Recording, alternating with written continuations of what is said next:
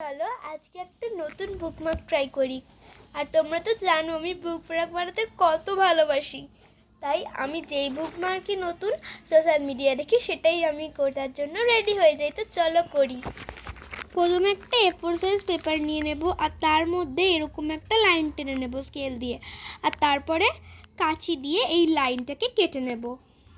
আমার কাটা হয়ে গেছে। এবার এটাকে মাজা বরাবর এরকম এটাকে আমরা এভাবে মুচকে নেব।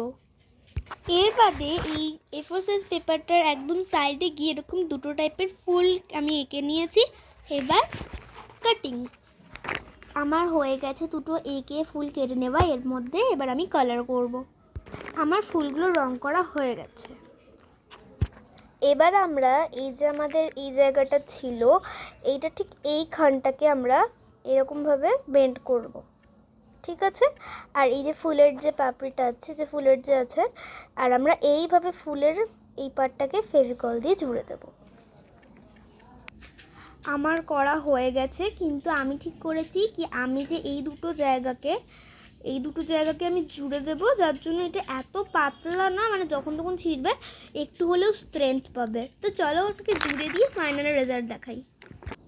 গাইজ এটা রেডি হয়ে গেছে। তো চলো এবার আমার এই বইটার উপরে রেখে আমি দেখি এটা কেমন লাগছে।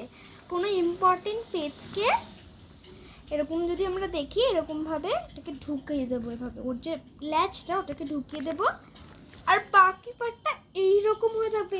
মানে তুমি বইটাকে এরকমভাবে নিয়ে যাবে আর ঠিক বইটাকে এইরকম তখন দেখতে লাগবে। গাইজ কতটা প্রিটি একবার দেখো।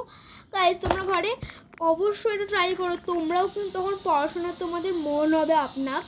আর আমার চ্যানেলটাকে তোমরা লাইক, শেয়ার, কমেন্ট এবং সাবস্ক্রাইব করে আমার পাশে থেকে ধন্যবাদ।